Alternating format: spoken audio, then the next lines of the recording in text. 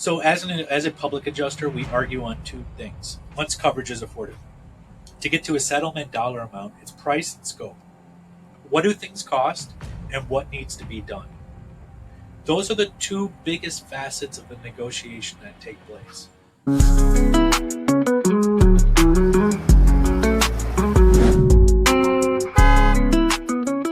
All right, welcome to Opportunity Knocks. I'm your host, Todd Patton, and today I have the GOAT when it comes to public adjusting. This is my man.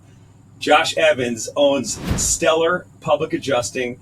Been around since 2009? 2009. 2009, and let me tell you, man, it's an honor to have you here. I respect you. You've built a really, really solid business. You're a great guy. You're a guy I trust. Anything that has to do with your home, and I'm excited to get this podcast started. Well, I'm excited to be with you, Todd. It's a beautiful day out. Awesome. So a public insurance adjuster represents policyholders, residential and commercial. I'm licensed in the state of Florida to handle claims. The interesting thing with Florida is we have so many different types of residents, right? Condos, homes, mobile homes, office buildings, associations, investors. Florida is also catastrophe central. We've had that. We've suffered a lot. The state of Florida insurance business right now is in flux. It's actually in peril right now because the average homeowner is paying some of the highest premiums in the entire country. Anywhere they say an average between $3,300 and $6,000 if you want to put it all together for a house. Here's the issue. Yeah. If I was to walk into your house and hand you 150 sheets of paper and tell you it was $6,000, pay me, what would you do?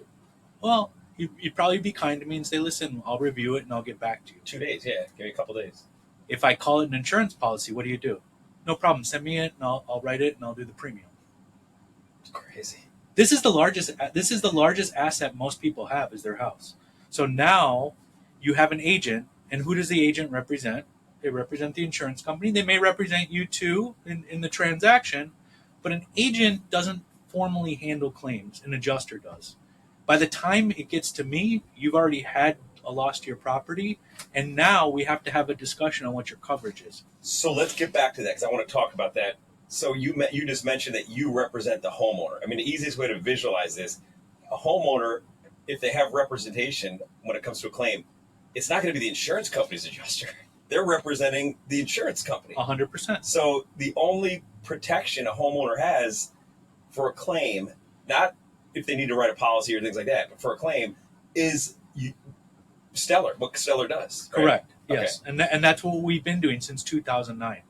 Wow. Yeah. So, the need is there because if you look around and you actually talk to homeowners that have had a claim, they all say, we were originally issued this amount and it finished off with this amount. What we look at when we're estimating a loss is what the person has, what the costs are, and what's the right way to do something. So you're talking real about licensed general contractors, especially in 2025 that we're standing in now, the cost to do construction is extremely high, both material costs and labor costs. The insurance company has a big differential between what we believe and what they believe. Within your policy states different ways that we can get things resolved. State of Florida in 2024 has changed a lot of the laws. Just so you know that the laws have changed, now you only have 1 year to open a claim after a loss and 18 months to file a supplemental. Now, if you say that from the onset, you're just like, well, 1 year to file a claim. Remember something. If a hurricane hits, let's just say we'll give Milton, for example. Most of those are not full-time residents of Florida. These are guest homes, second homes, vacation homes, rentals. Okay, so if you have a rental and your person says, "Oh, it's fine, nothing happened, just a little this and that," they move out, and you go, "What's that?" Oh yeah, you only if have it's 1 year. over a year, it's too late. Too late. Now, so wait, you mentioned something I want to touch on because that's interesting. Yeah. You said there's certain language inside the policy. So you're saying that there could be 4 policies written by let's say my house in Parkland, me and my 4 neighbors. If you look at our policies, You're saying that there's different disclaimers in each one. Oh, Even if we both have. 100%. But Is that the first thing you do when you work with somebody? Is look at that paperwork? yeah, the most important thing is to understand the policy, and that's why I tell everybody the time to review your policy is not after the loss. The time to review your policy is once you get it or once you're about to bind it, and call me up. I can tell you that I encourage all clients to email me a copy of their policy, and we can have a discussion. Oh, that's a good idea. So, as part of One Home, the app, we can actually have Policy review, review for free. free consultation, free policy review. I love that, man. Yeah, agents when they sell you a policy will have a position on the coverages. Sometimes they'll sell you based on price. I always urge clients not to review it only based on price, because remember 80% of our claims are water damage claims. So let me ask you a question. Citizens is the largest insurer in the state of Florida. Mhm. If you have a loss at your house, do you know what happens? If a pipe breaks and damages the entire house, you have two options. Option number one is you accept $10,000. Option number two is that you use their contractors. Jeez. Now, Yeah, right. what if the agent was to tell you, listen, this one's $3,300 and it has that provision in it. This one's $3,800 and it doesn't. The problem is that people buy insurance policies like they buy cars. If you want a Honda Accord, it doesn't matter if you go to Miami Honda or Broward Honda or West Palm Beach Honda. So they're selling the same thing. Right. It's based on price. Policies are not. I urge every homeowner to take it and to understand that their largest asset needs to be covered. The time to review coverage and understand what is covered is not after the loss; it's before the loss. Awesome. That was good. So let's talk about the process of a claim. So if somebody has it, what is this process? How does that work? So Like the process of what's the insurance claim process for you guys? Yeah. How does it work? So there are two things that we always need to be cognizant of: the policy and the Florida state statutes. So both of them will dictate responsibilities and deadlines. What will happen is once we open up a claim on your behalf, we will schedule an inspection with the insurance adjuster. That person is hired by the insurance company to assess and to write an estimate based on what the insurance company is. Each insurance company has different protocol. Some insurance companies will want us to work with the adjuster. Other insurance companies want nothing to do with that. The adjuster turns it in. We'll work with an examiner, and sometimes you can't get in touch with anybody. So that's the step number one, is to do an inspection of the property once the claim has been filed. In regards to technology, what we've really tried to separate ourselves from a lot of the other adjusting firms is to document the loss. I can't tell insureds enough how important this is. We have pictures on our phone for everything, right? The kid took the first step. The dog jumped and caught the tennis ball. I saw a guy hit a home run. People take pictures of everything. If the time comes to present your claim and they say, well, we didn't see that, I don't want to hear, especially from people in the office or an adjuster or from an insured, we didn't take a photo of it. What do you mean you didn't take a photo of it? If you're telling me that all your shoes got damaged and you threw them away, why didn't you document it? So as a piece of advice for all homeowners, document everything. People, when a state of emergency gets issued from the state of Florida, my number one recommendation to everybody is go take a camera. Walk through your whole house. Take a camera. Take pictures inside and outside. Why? Because things change. You might not be back there in 30 days. Adjusters are human beings. So after a catastrophe, this adjuster has seen 10, 15 homes in a day. Do you think he's going to remember? The only way that it's remembered is through documentation. So as a homeowner, document everything. That's great, man. And you're going to love this, dude. So, on the app, we have the vault. You know that? Photo vault? It's a vault. So it's basically, you take a picture of anything in your house. And One Home, the concept is everything is in one spot, right? Your insurance documents and everything. So if you need anything, you go on One Home. But the vault is for it could be warranties, it could be anything. But what you're talking about now, we could basically net. I'm just trying to think of, because when we market to homeowners, that what you're saying there, it takes 2 seconds. Wait, let me ask you. I got a better idea. Yeah. What do they use on cars? Carfax? Yeah. Okay, what does a Carfax have? Car sold, car came in for service. Yeah, This is when what we it did. damage, if there was damage. Okay, so one home. AC filters changed. AC filter company got called out February 2nd. AC filters changed. Yep. Plumbing changed. It's a record of every activity done in your house. Yes. Super smart. So Carpets changed. 100%. So we have 13 maintenance reminders and to do that. So notification to get when you're. So if you're if you have a tenant and you're a landlord, you want them to update. You don't want them to just not. So it does that. It's got the maintenance notification. So it sends a notification saying, "Don't forget to change your AC filter. Check this. Change your battery every 5 years." And it has all those reminders. What you're talking about is because it saves it all. It doesn't go anywhere. You have a dashboard. You have it all. Well, you can remember something. There's so much public data. So you could actually pull data from the building departments. You could pull data from FPL. You could pull all that data. So it could become like a Carfax for a house. So if you're selling the house, you now have a one home report that shows every activity that's done. Interesting. Because if you think I about just it, have to pull the data, use API, and just pull the property tax, everything in one area. Yeah.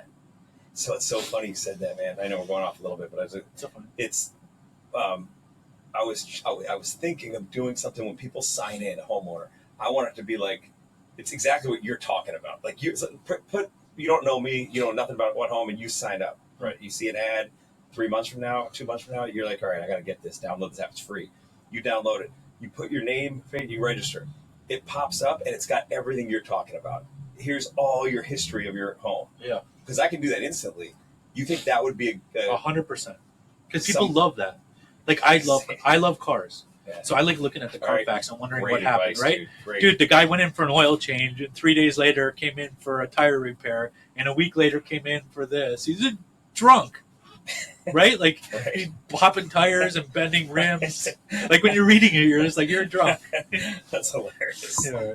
That's good, man. I like that a lot. But see, those are the things I'm talking about. Having a board.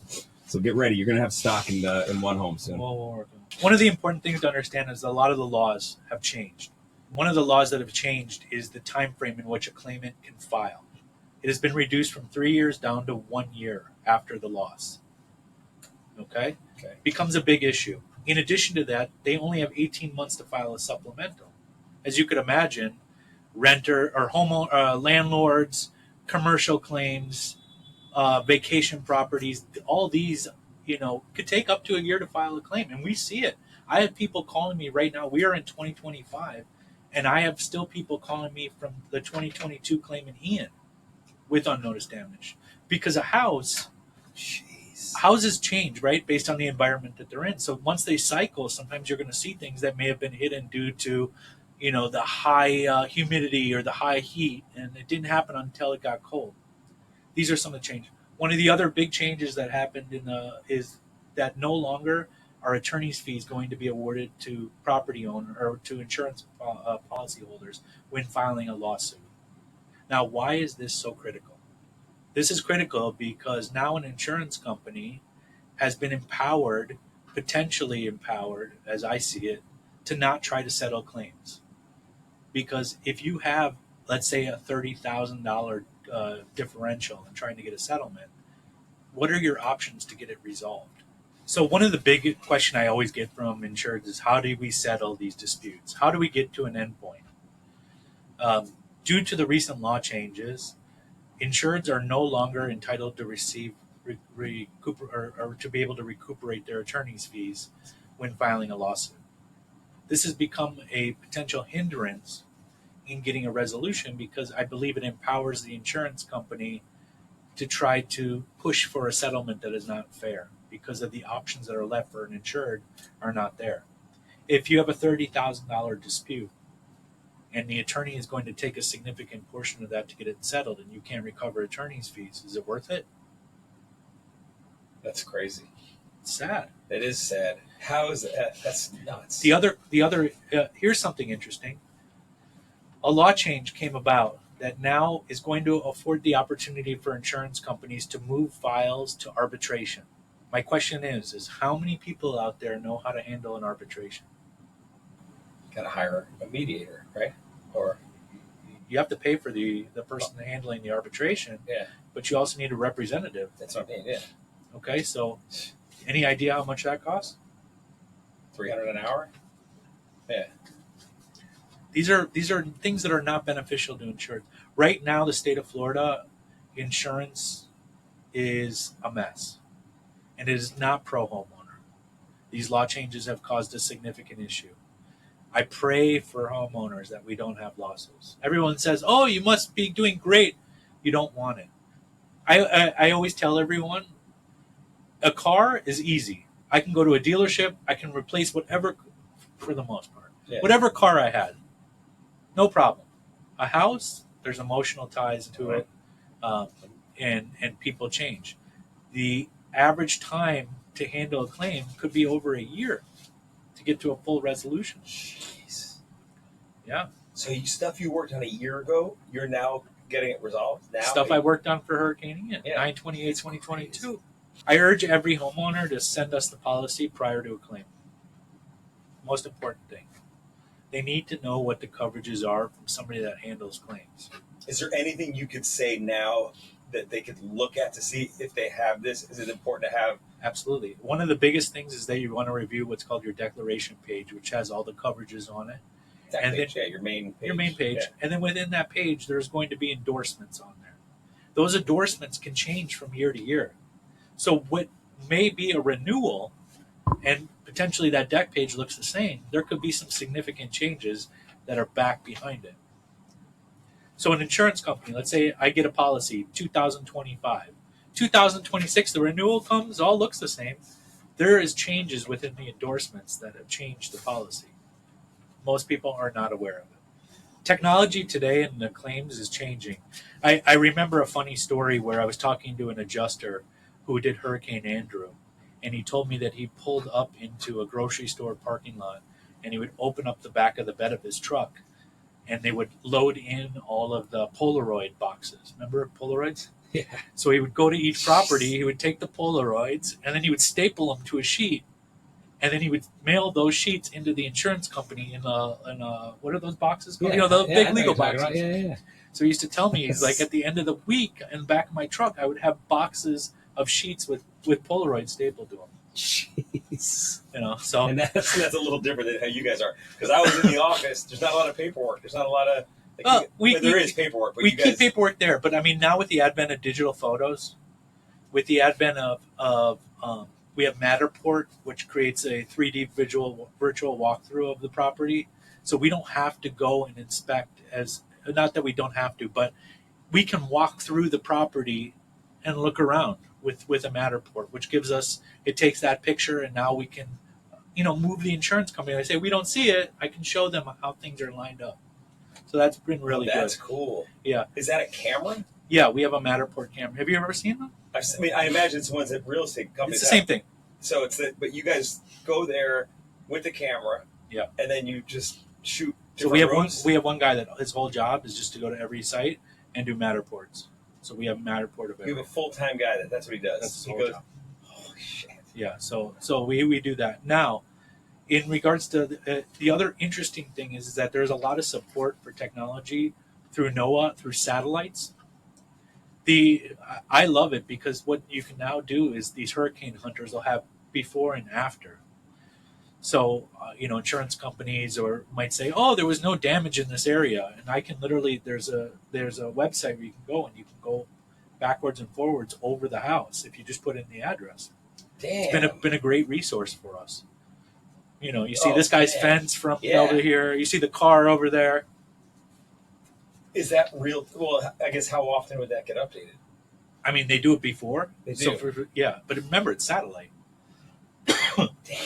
Yeah, That's amazing. I'll show you those. That's NOAA. cool. You know what? Send it to me because I can play it with the editing too. Yeah. Like as we're doing the talk. Yeah, that would be Because cool. this is really interesting shit.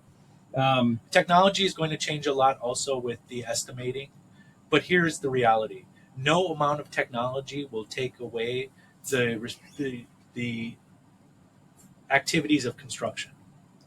We're not going to send a robot in there to lay drywall. We're not going to send a robot in there to lay flooring. Now, you might say in 30 years we might, but at this point we won't. At this point, what it is it's trying to get to the best estimating dollar amount to bring you back to pre-loss condition. That's the toughest thing in my business. And I want to talk about that a little, because the thing that people don't realize is, if an insurance company has their adjuster come out and they're going to say, we got to replace drywall, that costs this much. You guys are more like detectives, right? You want to say, wait, the drywall covers that, but did you realize if behind the drywall there's a little bit of water, and that's it? Talk a little bit about how you dig deep where they don't. Is that the biggest difference between an insurance adjuster? Yeah, it's the activities and a public. So as a public adjuster, we argue on two things. Once coverage is afforded, to get to a settlement dollar amount, it's price and scope. What do things cost, and what needs to be done? Those are the two biggest facets of a negotiation that take place. What do things cost, and what needs to get done? And they're going to want somebody who does it at the best cost, so cheapest, right? And you're going to say, no, we want the best company doing it. This is right? Is that? Here's the issue. I see this all the time. They might say, hey, why would it cost $45 an hour for a laborer at the property, or $58 an hour? We can go get a laborer for $20. I said, yeah, but there's a GC that's watching out after him. There's reports that need to be made. There's staffing. No company, if you get to, if I come to your company and I say, listen, I'll take care of all the staff's payments as part of this insurance thing. And you say, okay, I pay them $20 an hour, $25 an hour. If I give you that money to pay them, you're actually losing money. Right. That's your cost. Yeah.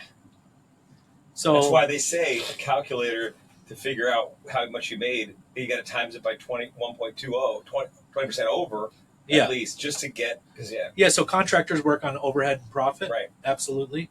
And that's a pretty industry standard. Yeah. Awesome.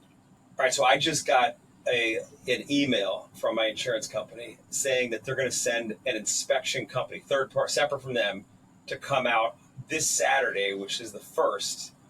And they said that it mentioned something about tiles, looking at my tile or something like that. But I know nothing about it. I'm not sure what exactly they're doing, but they just said they're coming they blocked a half an hour. And this was requested by your insurance company? Yeah.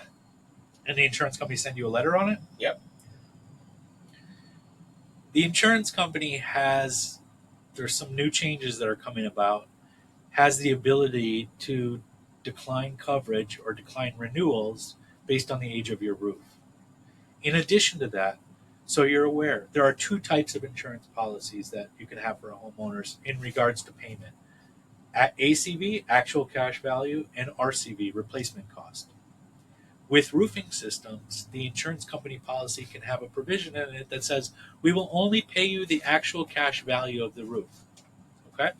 So let's just say, how old is your roof? 2004. So that would make it 20 years? 20, yeah. Okay, so your roof is 90% at its limit. Huh? So if you have a $50,000 roof and that you lose your roof, in addition to your deductible, you'd only get $5,000. That's how it is today, or that's if I have a actual. It depends on your policy. So most policies are actual, or most policies are replacement cost. Mine would be. You have a replacement, but the new law changes are, we can pay for the roof at ACV. So this is huge. So when you do a free audit, when you review policy, you're looking at this. Yeah. Let me ask you a question. Tile on the roof. You're telling me it only lasts 20 years? Have you ever been to Venice? 500 years. Longer than that, yeah. What am I talking about? Okay. It's so funny you say that. When I was in Italy, I was looking around going, these buildings are thousands and thousands of years old. We can't even get tiles the last 20 years. That's crazy. That's nuts. Something wrong, right? Something's wrong. So here's what I recommend. That everybody get their own independent roofer out there to get an assessment. This might be a good activity for you because you might be getting a letter in 2 months saying your roof has exceeded its age. That was awesome. That was a good soundbite. That's recording, sorry. Yep. That was a freaking great one. You know what? Everybody this applies to. Yeah. Everybody. And in Parkland Golf, the houses are all my age. You know, so If you receive a letter from your insurance company stating that your roof has exceeded the age of usefulness, call me. and let's talk about that now. I want to put a little bit of call to action because this is good shit. I mean, really, this is awesome, dude. Like the fact that you'll look at it for nothing and say, "Hey, this is the advice," just to build that relationship Yeah. and everybody's crazy not to do it. Actually, we should do a separate, almost like a live thing where people can call in and say, like, when we get that, not now, when we get the homeowners up, like where homeowners could be What like, I hey, wanted to do is watch from talk the about 80s. live selling, like that. What I wanted to do is because people love to watch fucked up shit. Yeah, Watch This Old House in the 80s. yeah, We go in with a plumber, and he just educates you on, hey, this and that. People love to see that. yes. Oh, in That's Parkland, why I'm doing this. You know it. listen, in Yeah. Miramar, what happened? All the copper pipes are failing. If you get one guy that went out and does a video on the copper pipe, you'll blow up. One of the most common calls that we get is the insurance company has denied my claim. Well, I always advise an insured to call me prior to filing a claim. We can handle and review denied claims, and we've been very successful at that. One of the important things to understand is that the verbiage within the policy dictates coverage. So I have clients, I'll give you a good one. I had a client that called the insurance company and said, we had a flood that damaged our property. If you understand, a flood is rising waters from the exterior. Flood is not covered under homeowners policies. If you don't have water, right? If you don't have flood, if you don't have flood. which most people out west. Well, they're going to have to with the new law of citizens, but that's besides the point. Okay. They use the word flood. They use the word flood like because that's their terminology. Yeah. Oh, my house flooded Yeah. out. House flooded Once out. they say that word, House flooded out means, well, it's the easiest term for us Yeah. to understand because house flooded. It's the house flooded out means I have seen claims we are not covering due to we don't cover for flood. So while I always would love to be able to handle the claim from the start, that's not all that we do. If an insured has a denial, we can always take a look at that and review it to make sure that it's not improper and that there are issues with it. what's the timeline on that? Like, in other words, if I have a denial from 8 months ago, is that too long? No, we can take it. We can take it up to a year. Okay. The Florida statutes are variant from 3 years to 5 years. There's legal, based on what activities there are, but we still have that statute of the 18 months for a supplemental. Once it's denied, though, I actually cut that. Well, I would love to get the insured to call me prior to filing the loss. We're able to accept and review denied claims. And I always urge the insureds to do that apart from sending it anywhere else to an attorney or to anywhere like that, because what we will do is we will actually come onto the property. Because what terms and conditions are listed within the policy. If you're not using that exact term or condition, they can deny it just based on a simple phraseology that you may have made. I always say, people call me all the time, my house flooded out. House flooded out. Flood waters are waters rising from the ground.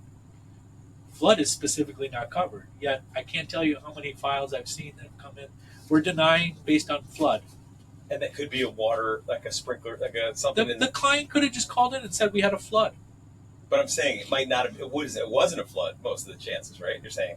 Ask your friends and family what happens if water comes in. What do they call it? And you're going to tell you, I had a flood in my house.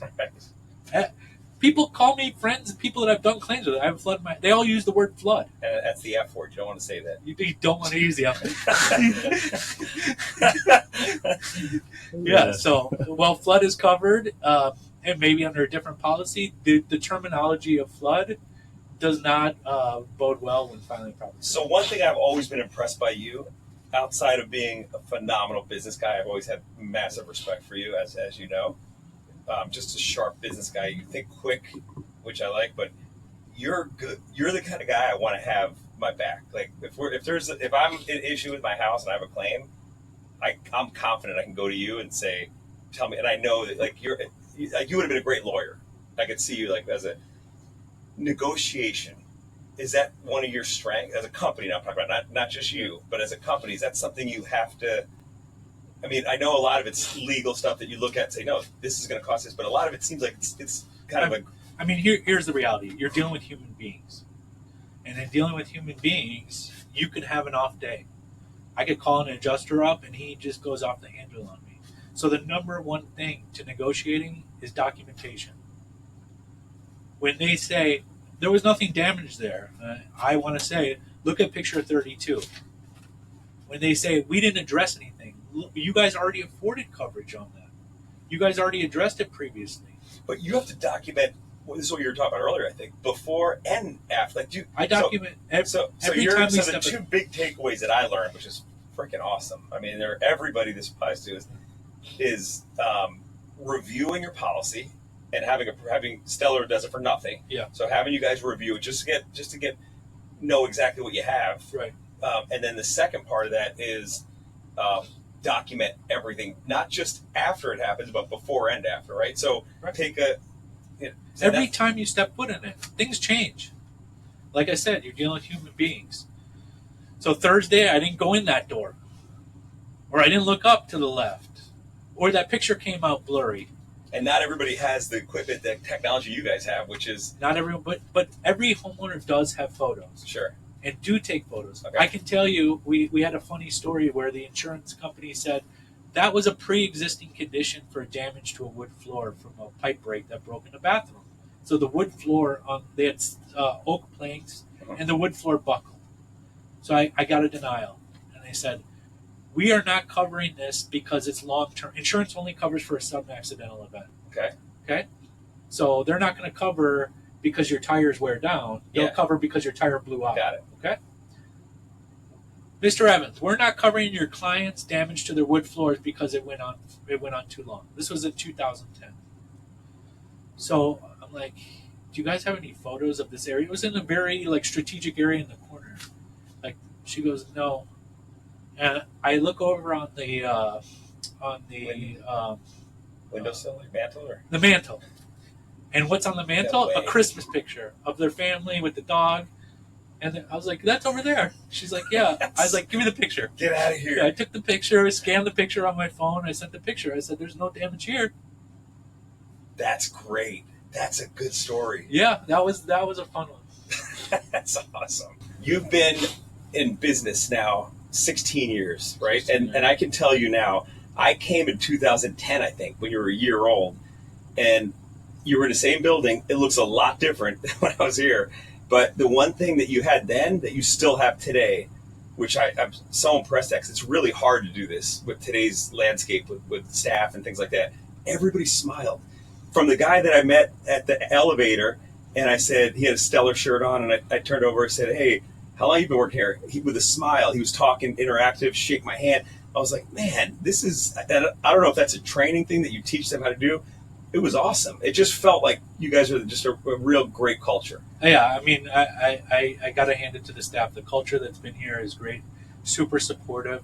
Internally, we have a lot of events and a lot of recognition that we do. The organization itself is great because we try to create a real positive atmosphere.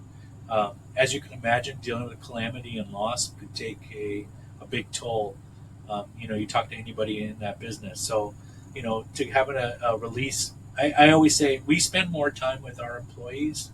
You spend more time with your employees than you do with your family. The average job, they say 8 hours a day. I can't tell you that I spend 8 hours a day, unfortunately, with my family. I just don't. And that's everybody. But then what you've done there, the money you've invested back in, like just the gym. I mean, you guys got to see this. That's a real gym, like that you can go have a membership. But it's a huge benefit for the employees. They're here. I can tell you that there are times when that clock, the hours just come and I don't see it goes from sun up to sundown, and we're here a lot longer. So again, it's part of family. It's part of letting people. I think the one thing that employees really want to know is that they're part of something. Yeah. Yes. If you really make true. it a part of something and you set that, people really respond well to that. And I think being a part of something is huge. And that might be, a lot of people say, "Oh, I have problems with this employees," and you're going to have, these single outs. But if you really create a culture of that, it does kind of fester into something beautiful. What a great way to finish. Yeah. Awesome, man. It was great having you on. Great having you, Todd. I'm looking forward to working with you with One Home. We're so lucky to have you guys as our #1 public adjuster. Stellar's the only one. You guys are going to be hearing a lot about Stellar. And I got a big mouth. I'm going to be talking a lot about you, man. Thank you love very much. I Thank appreciate you, it. bud. Thank you. Appreciate you.